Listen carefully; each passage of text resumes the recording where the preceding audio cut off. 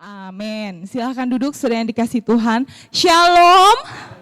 Puji Tuhan, saya bersyukur pada pagi hari ini kita bisa bertemu dan kita sudah sampai di akhir Januari. Saudara yang dikasih Tuhan, seperti biasa di dalam bulan ini kita masih ada di dalam satu tema tentang perumpamaan.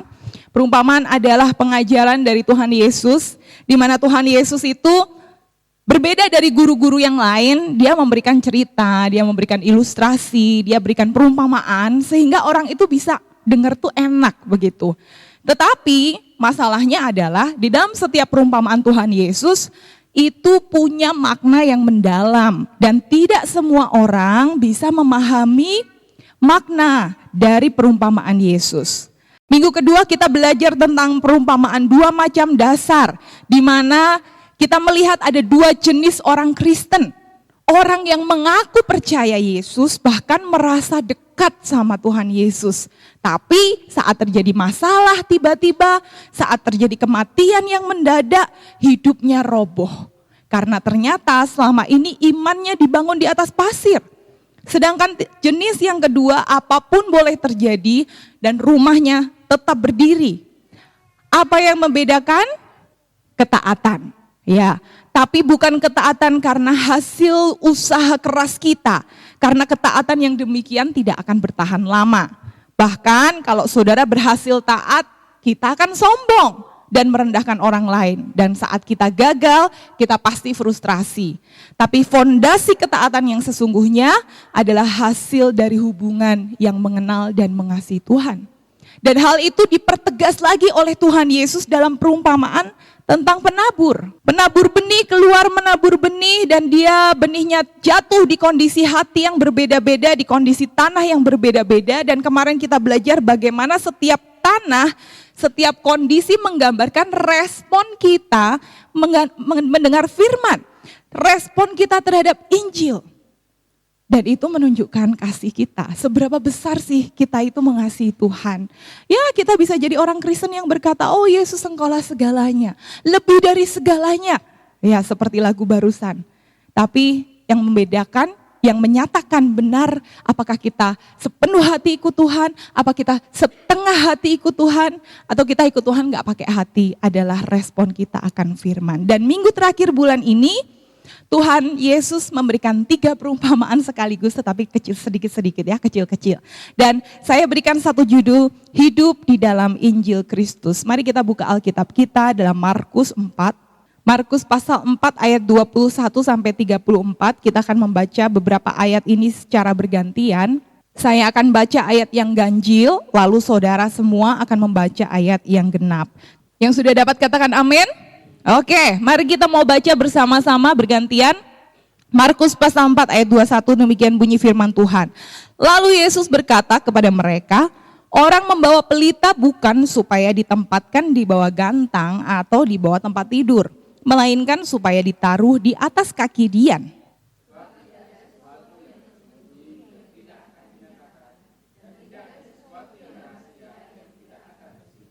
Barang siapa mempunyai telinga untuk mendengar, hendaklah ia mendengar.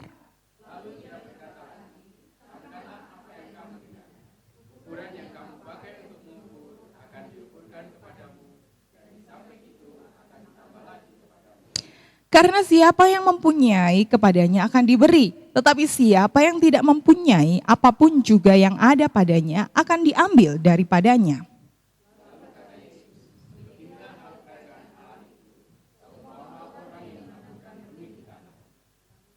Lalu pada malam hari ia tidur, dan pada siang hari ia bangun, dan benih itu mengeluarkan tunas, dan tunas itu makin tinggi. Bagaimana terjadinya tidak diketahui orang itu.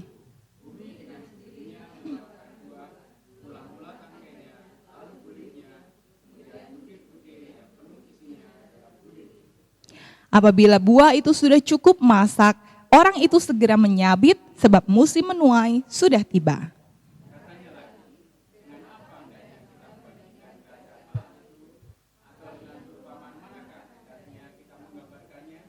Hal kerajaan itu seumpama biji sesawi yang ditaburkan di tanah.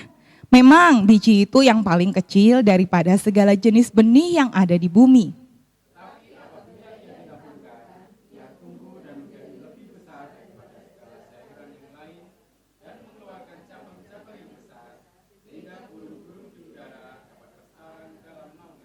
Dalam banyak perumpamaan yang semacam itu, ia memberitakan firman kepada mereka sesuai dengan pengertian mereka.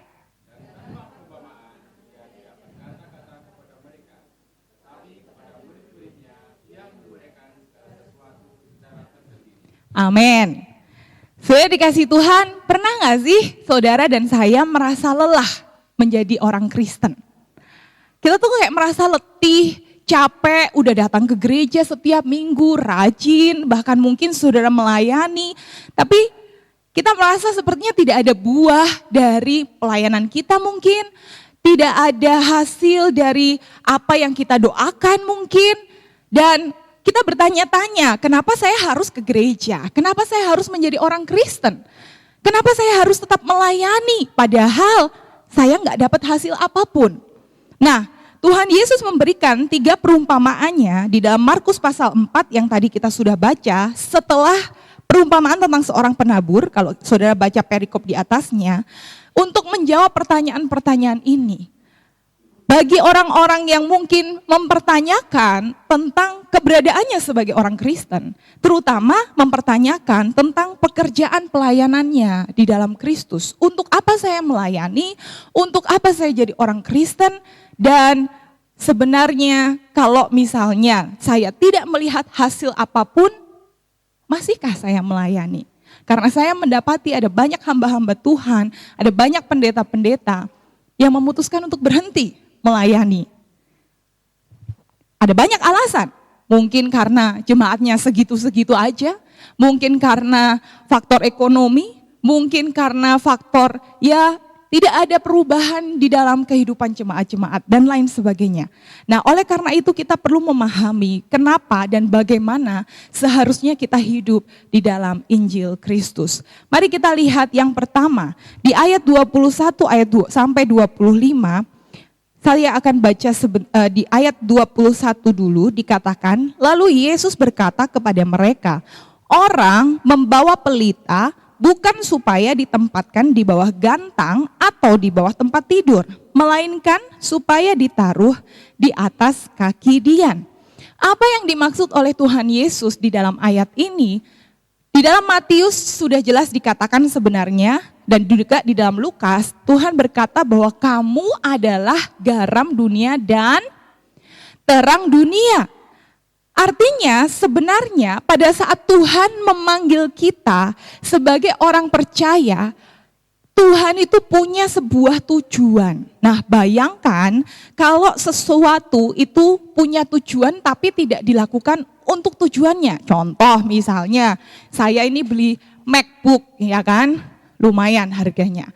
Tapi waktu saya buka MacBook saya, terus saya tutup ini MacBooknya, terus saya pakai buat ngiris bawang di atas ini. Bisa nggak saudara? Bisa-bisa aja kan?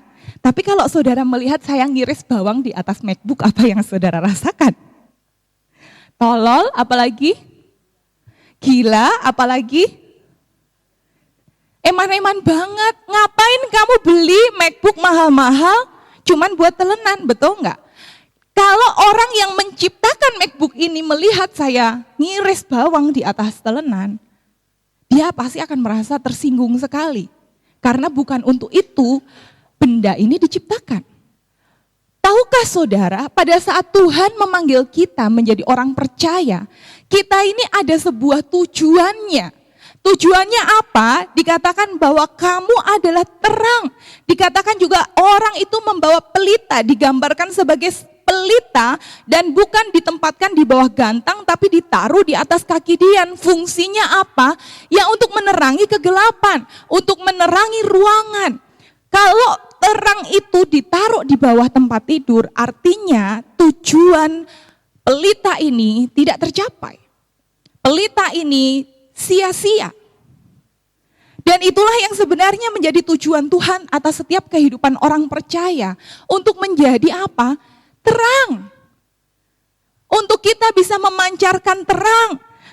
Jika kita sebagai orang Kristen tidak menjadi terang, sama seperti orang melihat kita pakai MacBook cuman buat ngiris. Bodoh, tolol. Banyak orang mempertanyakan dan bahkan membodohkan, kenapa kamu mau jadi orang Kristen? Kenapa kamu mau menyembah Tuhan yang kalah, Tuhan yang disalib? Itu adalah suatu kebodohan, itu adalah suatu ketololan.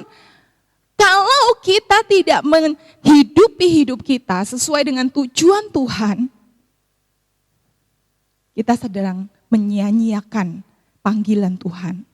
Tapi satu hal yang harus kita ingat, di dalam perumpamaan tentang terang, kita bukanlah sumber terang.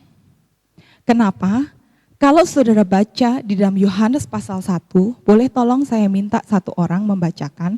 Yohanes pasal 1, ayat yang ke-9 dan ayat yang ke-10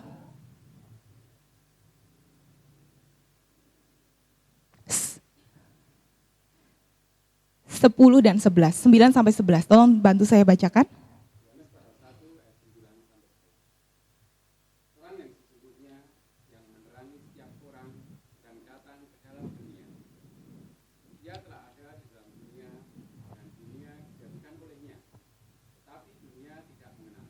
Lalu ayat 11.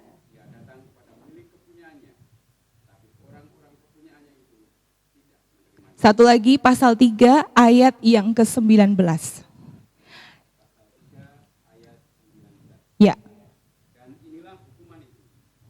Terang telah datang ke dalam dunia, tetapi manusia lebih menyukai kegelapan daripada terang. Sebab perbuatan-perbuatan mereka. Perhatikan ini. Dikatakan bahwa dunia ini sesungguhnya sudah penuh dengan kegelapan. Tidak heran saudara melihat ada banyak sekali kejahatan di dunia ini dan apa yang saudara harapkan dari dunia ini anyway. Dunia ini sudah penuh dengan kegelapan, tetapi terang yang sesungguhnya yang menerangi setiap orang, terang dunia itu sudah datang. Sayangnya dunia gak kenal, bahkan kalaupun dia datang ke orang-orang kepunyaannya, mereka tidak menerimanya. Kenapa? Karena di pasal 3 ayat 19 dikatakan manusia lebih menyukai kegelapan. Banyak orang salah memahami bahwa kita harus menjadi terang, bahwa kita tuh punya terang. No. Pada dasarnya setiap daripada kita itu adalah orang yang penuh dengan kegelapan. Dan kita hidup di dunia yang penuh dengan kegelapan. Tetapi terang yang sesungguhnya itu datang, yaitu siapa? Yesus Kristus. Kenapa? Karena banyak orang Kristen berpikir kita ini harus memancarkan terang, tetapi berusaha dan berdasarkan kekuatan kita sendiri. Caranya ada banyak. Banyak orang berpikir terang itu adalah dengan berbuat baik, berbuat amal, berbagi, memberi. Itu adalah hal yang baik. Tetapi saudara nggak perlu jadi orang Kristen untuk melakukan itu. Ada banyak orang-orang dari agama lain yang memberinya malah lebih banyak dari gereja kita mungkin. Banyak orang berpikir terang itu harus adalah menjadi juara satu. Terang itu adalah orang yang terhebat di suatu wilayah. Orang yang punya jabatan, punya pengaruh. Itu adalah hal yang luar biasa jika kita bisa mencapainya. Tapi saudara dan saya nggak perlu jadi orang Kristen untuk bisa melakukan hal itu. Banyak orang-orang yang nomor satu, pemimpin-pemimpin punya pengaruh bukan dari kalangan orang Kristen. Jadi terang itu apa sih? Terang yang sesungguhnya. Siapa terang itu saudara? Tuhan Yesus Kristus. Dialah terang. Pada saat Yesus Kristus masuk ke dalam hati kita sebagai orang percaya, kita mengakui Dia sebagai Tuhan dan Juru Selamat kita, terang itu ada dalam diri kita. Terang itu ada dalam hidup kita. Dan itulah kenapa kita bisa memancarkan terang. Kita tidak bisa memancarkan terang tanpa Yesus Kristus ada dalam hidup kita. Jadi artinya tujuan kita memancarkan terang artinya apa? Berarti hidup kita ini memancarkan Kristus. Bagus kalau kita bisa melakukan semua hal yang baik di dunia ini. Moral yang baik itu bagus. Tetapi itu bukan menunjukkan kita sebagai terang. Terang artinya memancarkan Kristus di dalam hidup kita. Menyatakan kasih Kristus, menunjukkan kebenaran Kristus, membagikan Injil Kristus. Itulah yang disebut dengan orang percaya. Makanya orang percaya enggak bisa malu karena iman mereka. Amin, saudara. Orang percaya enggak bisa malu di tempat pekerjaan mereka sebagai seorang Kristen. Karena dia sudah diterangi oleh terang Kristus dan terang itu dikatakan tidak bisa ditutup-tutupi. Tidak ada sesuatu yang tersembunyi. Sayangnya ada banyak orang mengaku sebagai orang Kristen. Tetapi tidak memancarkan Kristus dalam hidup mereka. Tidak membagikan Kristus di dalam kehidupan mereka. Mungkin ada yang malas. Mungkin ada yang terlalu sibuk, mungkin ada yang terlalu takut, atau memang karena memang hidupnya tidak diterangi Kristus, sehingga apa yang mau dipancarkan? Ada orang-orang salah memahami juga, membagikan Injil Kristus itu berarti kayak, pergi terus tanya, kamu besok kalau mati mau masuk mana? Wah, hari ini harus percaya Yesus. Bukan seperti itu, saudara. Menginjil itu bukan nembak orang lain terus kamu harus percaya Kristus, bukan. Menginjil itu seperti yang tadi sudah disampaikan, terang itu harus dinikmati dulu. Injil yang dibagikan seharusnya Injil yang dialami. Sesederhana analogi kalau saudara tuh jualan. Saudara kalau mau jualan dan memasarkan sebuah produk, saudara kan harus mencobanya terlebih dahulu, betul atau betul?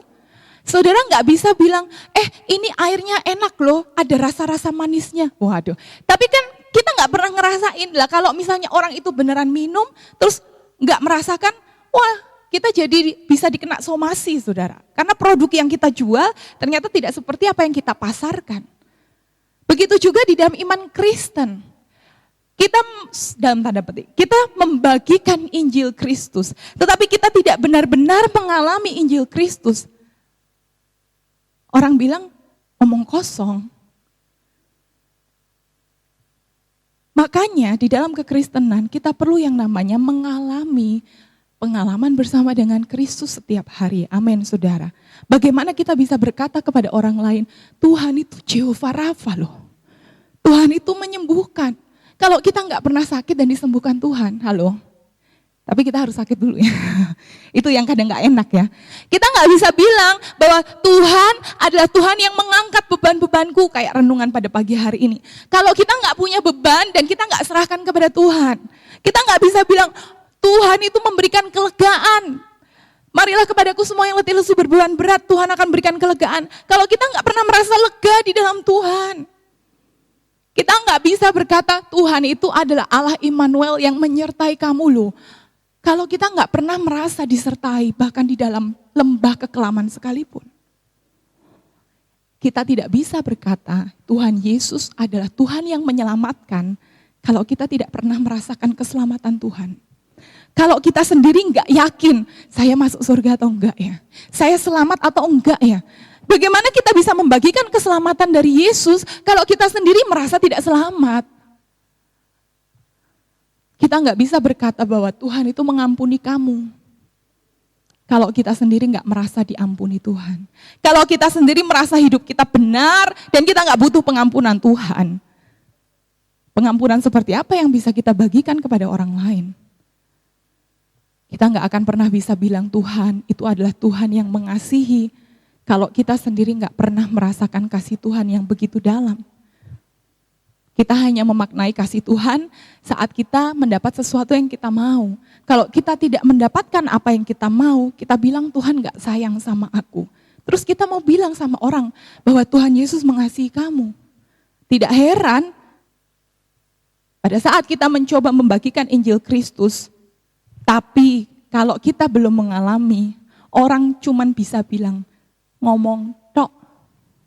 Orang menjadi sinis.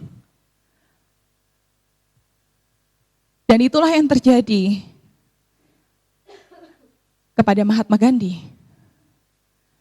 Ini adalah cerita yang berkali-kali diulang karena sangat terkenal dan dicatat dalam sejarah.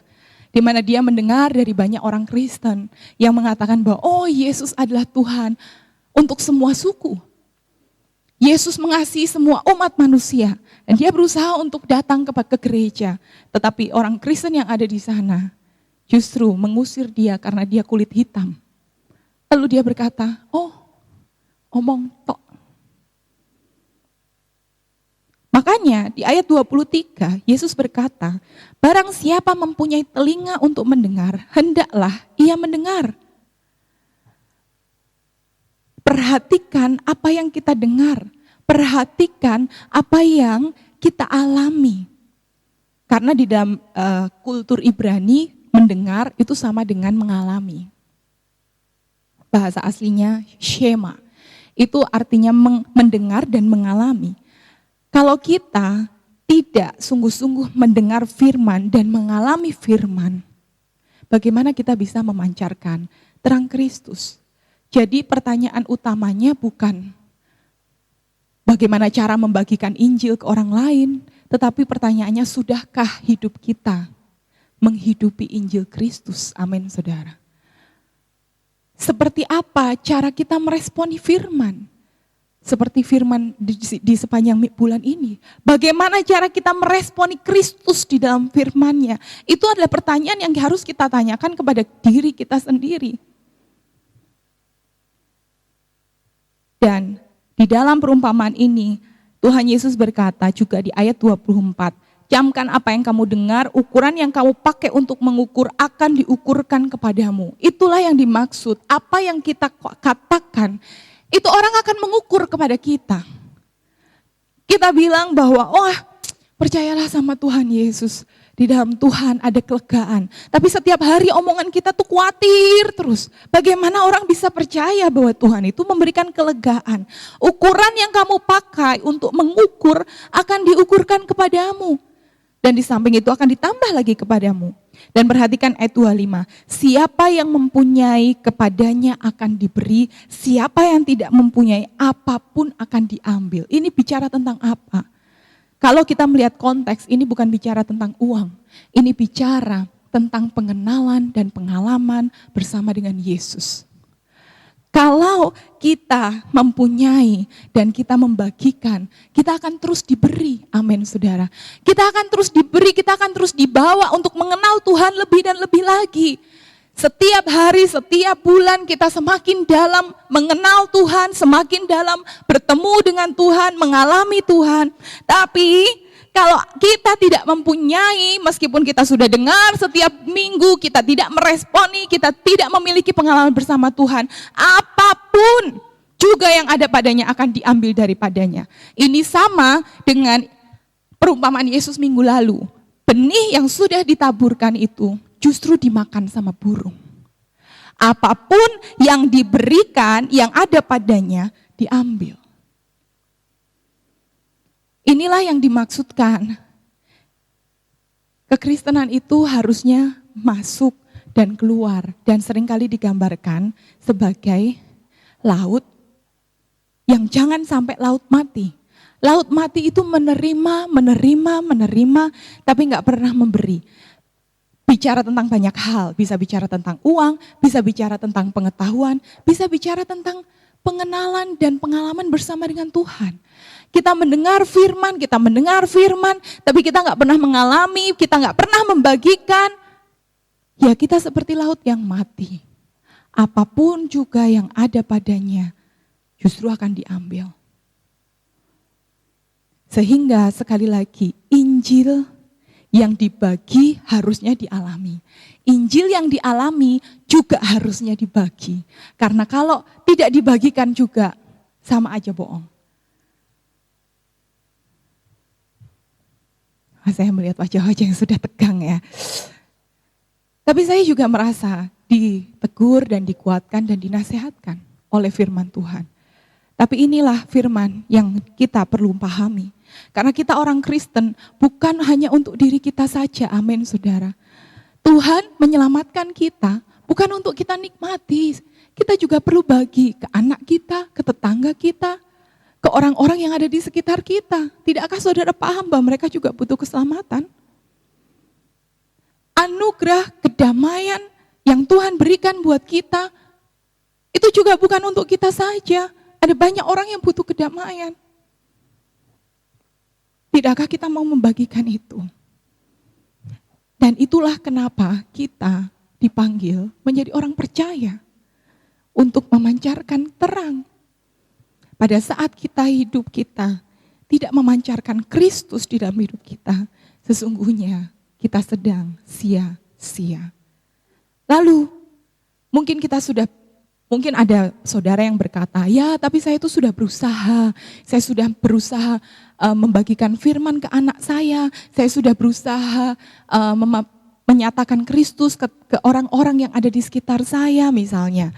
Tapi nyatanya enggak ada hasilnya tuh. Terus gimana? Nah mari kita baca ayat 26 sampai ayat 29. Satu orang boleh saya minta tolong untuk membantu saya membacakan.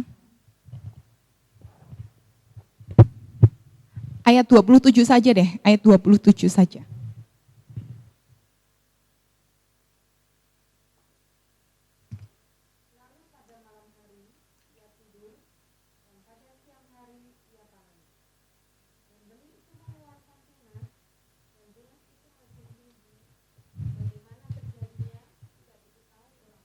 Ya, Tuhan memberikan sebuah perumpamaan, ini sama ya, ini seperti benih, masih sama dengan minggu-minggu yang lalu. Benih itu ditaburkan, tetapi petani itu malam tidur terus siang tiba-tiba bertumbuh. Petani itu melanjutkan rutinitas hariannya, ya tidur, dia bangun, benih itu bertumbuh dan petani itu enggak tahu caranya. Bahkan banyak ahli tanaman, enggak tahu Mas Ileh, di sini ahli tanamannya adalah Mas Ileh. Petani terbaik sekalipun itu enggak bisa mengendalikan semua hal untuk membuat tanaman itu bertumbuh, betul ya? Petani hanya bisa mengendalikan beberapa aspek aja. Oh ya mungkin tanahnya harus dikasih pupuk atau harus disiangi. Tetapi apakah dia bertumbuh atau tidak? Bagaimana dia bertumbuh atau tidak? Petani tidak tahu. Ada banyak hal yang tidak diketahui dan tidak bisa dikendalikan dan itu bukan bagian manusia. Karena di dalam kitab yang ditulis oleh Paulus dikatakan Apolos menyiram, aku menanam, tapi Tuhanlah yang memberi pertumbuhan. Begitu juga di dalam perumpamaan ini. Benih firman Tuhan yang benar ya, saya nggak bilang benih firman Tuhan yang salah. Benih Injil Kristus yang sungguh diberitakan, firman Tuhan yang diberitakan, tidak tahu bagaimana itu akan bertumbuh, tetapi pasti akan bertumbuh. Ada banyak hal yang tidak kita pahami tentang proses keselamatan manusia. Seperti kapan mereka akan diselamatkan, bagaimana mereka bisa percaya Yesus, bagaimana mereka diselamatkan. Ada banyak hal yang kita nggak ngerti. Tapi bagian kita adalah menabur. Bagian kita adalah memancarkan terang ke Injil Kristus. Bagian kita adalah membagi kepada mereka yang ada di sekitar kita, terutama. Dan ini sangat menenangkan hati saya.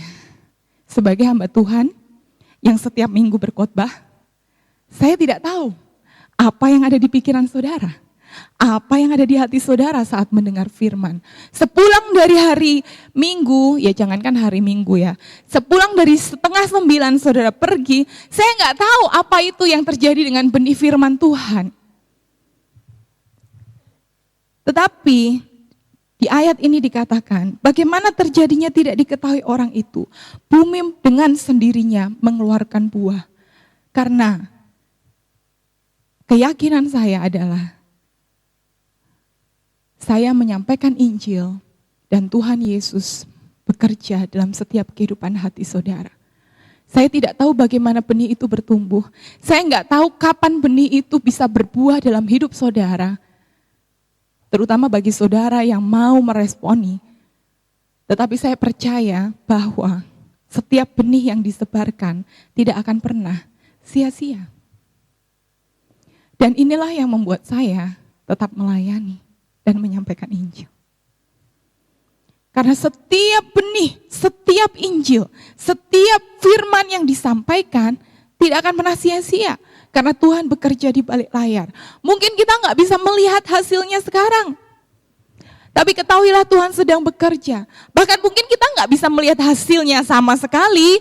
Orang lain yang melihat hasilnya, dan itu nggak masalah. Kenapa? Karena siapapun yang mendapatkan hasilnya, yang melihat hasilnya, kemuliaan hanya bagi nama Tuhan. Amin, saudara.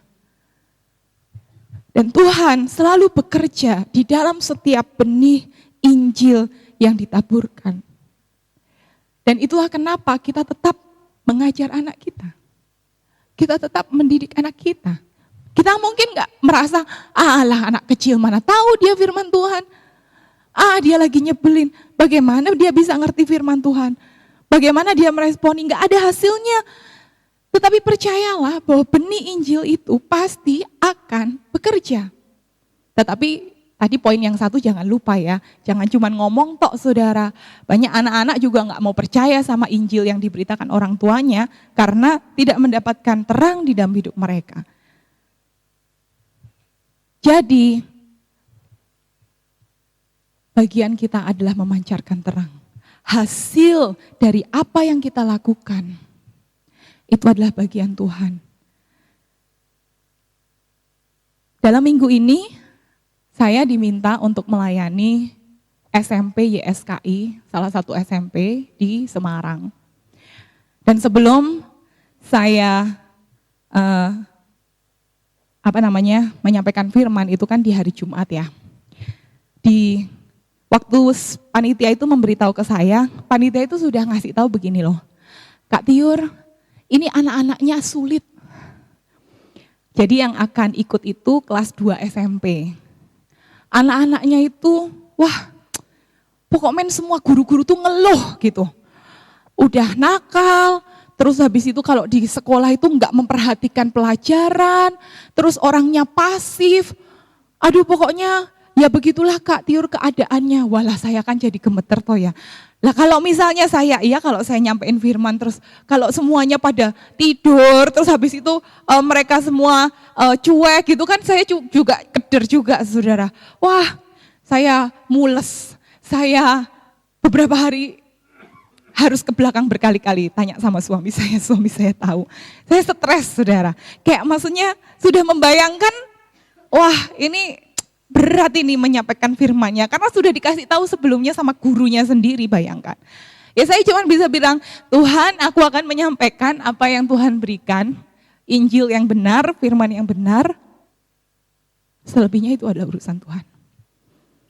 Dalam pergumulan saya, dalam doa saya, Tuhan menenangkan saya. Sampai kemarin Jumat saya berdiri 2 sesi. Dan saya bersyukur.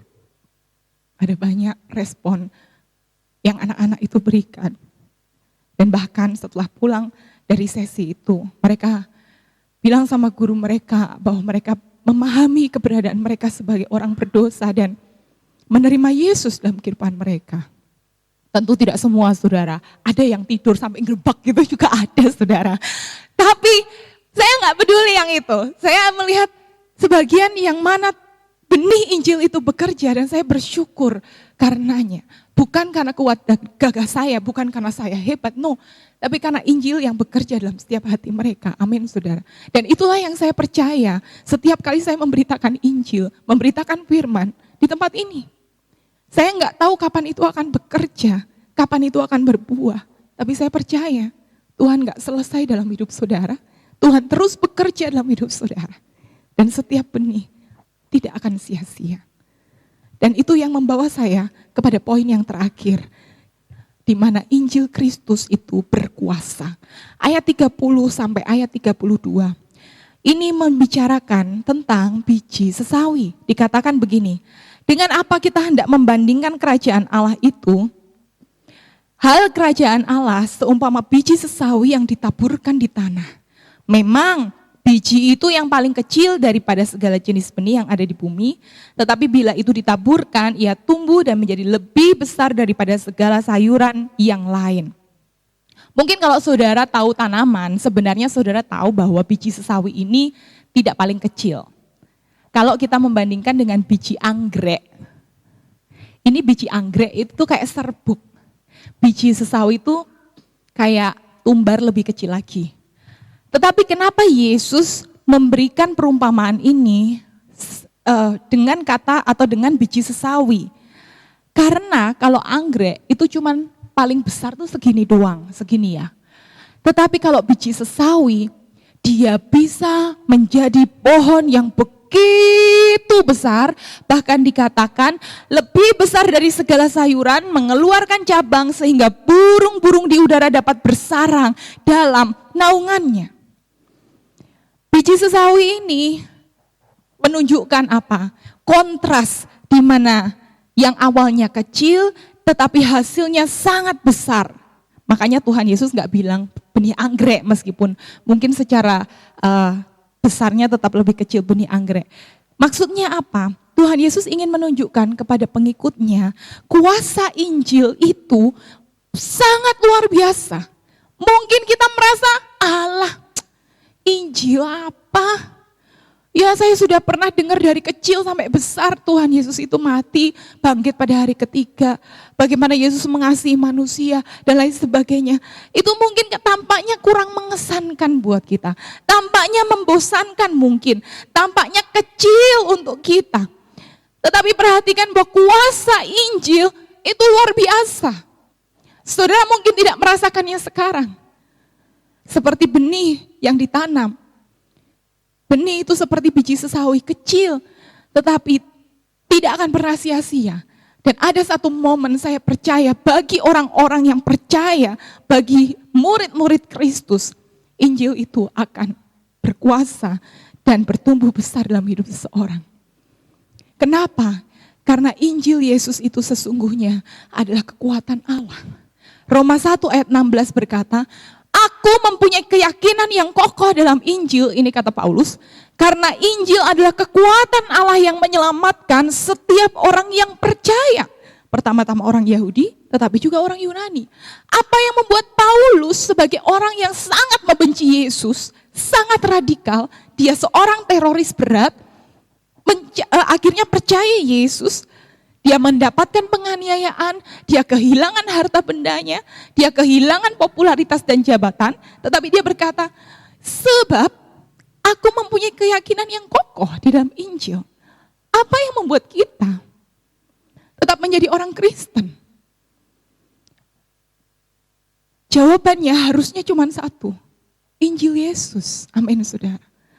Kalau saudara menjadi orang Kristen karena saudara diberkati, percayalah, ada banyak orang di luar Kristen yang jauh lebih diberkati daripada saudara secara finansial. Kalau saudara menjadi orang Kristen hanya karena, supaya saya bisa disembuhkan, supaya saya bisa, mendapatkan hal-hal yang ada di dunia ini.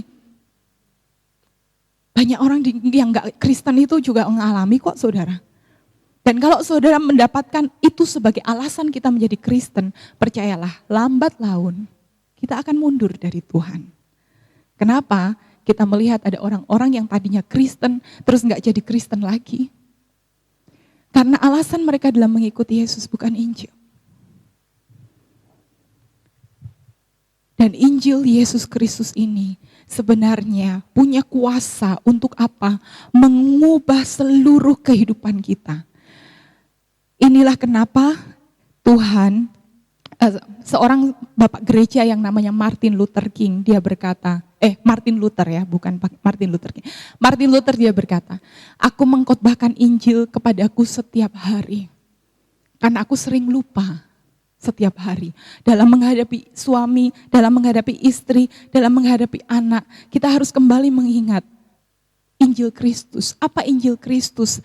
Allah yang berinisiatif datang ke dalam dunia, memberikan kehidupan bagi kita orang-orang yang berdosa, orang yang layaknya mati, yang layaknya binasa. Dia datang tidak dengan suatu alasan, karena kamu cantik maka aku menebus kamu, karena kamu baik aku akan menebus. Tidak, dia menebus kita di saat kita masih menjadi musuh Allah. Dan tidakkah itu menenangkan kita? Kita gak butuh kasih dari orang lain, amin. Kita gak butuh kasih, kita gak haus akan validasi dari orang. Tuhan sudah memberikan penerimaan yang utuh, Tuhan memberikan kasih yang begitu besar, Dia berkorban buat kita. Kalau Dia berkorban untuk kita, memberikan nyawanya di saat kita masih berdosa, apalagi saat kita mau menjadi murid Kristus. Amin, saudara. Pada saat kita memberikan hidup kita untuk Tuhan, apalagi yang tidak akan Dia berikan sih? Wong Dia aja sudah berikan hidupnya kok saat kita masih berdosa. Dan inilah Injil Kristus. Dia seharusnya mengubah pikiran kita, mengubah cara pandang kita terhadap uang, terhadap pekerjaan, terhadap keluarga, terhadap apapun. Seharusnya Injil yang menjadi pusat hidup kita. Dan itulah juga yang seharusnya kita alami setiap hari. Setiap kita merenungkan firman, saat kita mungkin duduk, kita mengingat kasih Kristus. Saat kita mengalami pengalaman-pengalaman dalam hidup kita, kita minta Tuhan tolong saya. Tuhan pimpin saya. Tuhan bantu saya. Dan Dia akan senang hati untuk menolong kita, amin. Bahkan Dia memberikan roh penolong. Apalagi yang kurang di dalam hidup dia, di dalam pribadinya. Kecuali kita ingin suka-suka kita sendiri. Oleh karena itu, kalau kita ingin bertumbuh sebagai orang Kristen, kalau kita ingin memahami, mengenal, mengalami, merasakan, menikmati Kristus, tidak ada cara lain selain hidup di dalam Injil. Saudara mungkin gak melihatnya secara langsung. Saudara mungkin tidak ada yang berubah dalam hidup saudara. Karena perubahan itu bukanlah perubahan perilaku, tetapi perubahan dari dalam. Hati saudara semakin diubah, semakin memahami Injil, semakin mengenal Kristus, dan lambat laun hidup saudara akan diubahkan seluruhnya. Amin, saudara. Sampai apa? Bahkan sampai burung-burung di udara pun dapat bersarang. Tuhan kirim orang-orang untuk bisa mengenal Tuhan lewat saudara. Dan itulah tujuan kita dipanggil menjadi murid Kristus. Kenapa? Sebagai penutup. Di ayat yang ke-34. Dalam banyak perumpamaan semacam itu Tuhan memberitakan firman sesuai pengertian mereka. Tanpa perumpamaan Ia tidak berkata-kata kepada mereka. Tetapi kepada murid-muridnya Ia menguraikan segala sesuatu secara tersendiri. Mengapa hanya murid-muridnya? Karena hanya murid-muridnya yang punya telinga untuk mendengar dan hati untuk merespon. Pertanyaannya, apakah Anda adalah murid Kristus? Mari kita datang kepada Tuhan. Kita mau merenungkan firman Tuhan pada pagi hari ini. Saat kita menyadari bahwa hidup kita tidak berhak menerima segala kebaikan. Kita itu cuma berhaknya menerima murka Tuhan. Tetapi Allah yang kaya dengan rahmat mengutus anaknya yang tunggal untuk menebus kita. Memberikan kita kehidupan, memberikan kita segala kebaikan-kebaikannya. Bahkan memberikan sebuah janji di mana tidak ada ratap tangis, di mana tidak ada air mata, bumi yang baru, langit yang baru, tubuh yang baru. Tetapi selama kita ada di dunia ini, kita tidak hanya hidup untuk diri kita sendiri.